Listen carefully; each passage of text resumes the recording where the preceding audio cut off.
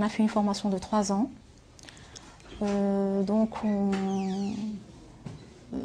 Cette formation a touché tous les profils de la logistique militaire, en particulier l'intendance, la gestion des matériels, la gestion des personnels, les finances. Voilà, grosso modo. Très bien.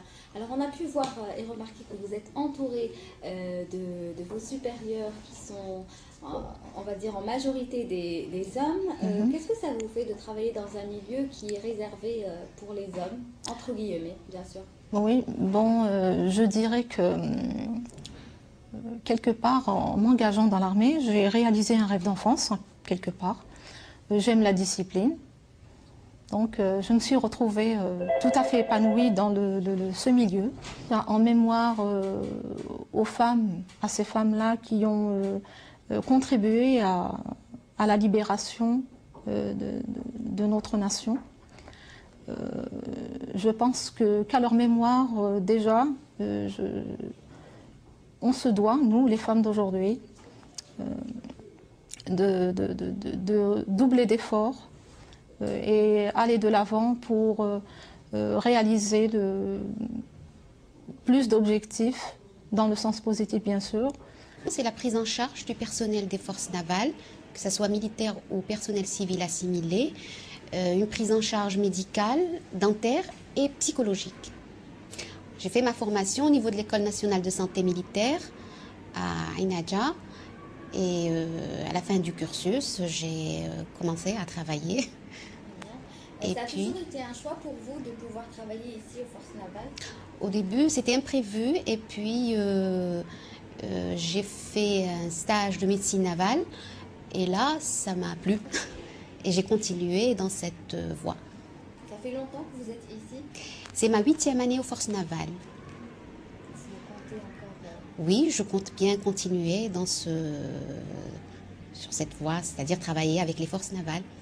La société peut évoluer si toutes les femmes participeront à l'initiative et à l'action sur tous les plans. Et personnellement, je rends hommage à toutes les femmes algériennes héroïques. Je développe les applications web, par exemple les sites intranet, les sites internet. Je fais le traitement d'images, le montage vidéo et aussi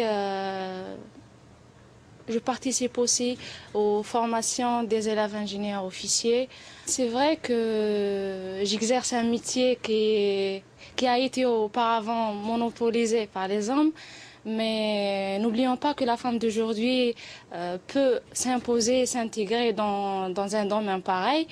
Et moi, personnellement, je n'ai trouvé aucune difficulté, aucun obstacle.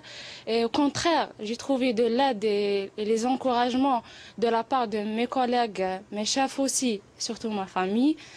Et ça m'a permis ça va me permettre de prouver que la femme possède les capacités nécessaires pour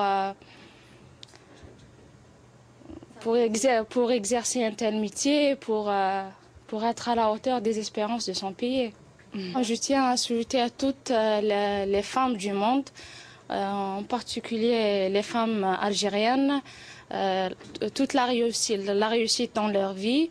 Et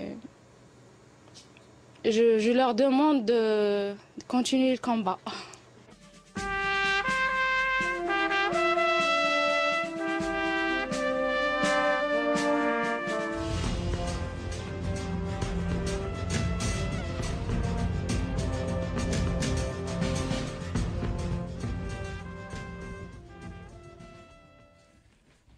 Et on rend hommage d'ailleurs à ces femmes qui font l'Algérie d'aujourd'hui et à ces femmes qui sont là pour quelque part sécuriser ce pays et pour nous protéger. Merci à Lilia Bakhaled pour ce reportage et puis merci à ces dames de nous avoir offert ces 7 minutes de pur bonheur. Quant à nous, on continue avec une autre femme, une femme avec un grand F, une femme également qui a su faire la part des choses entre l'histoire et la culture avant tout.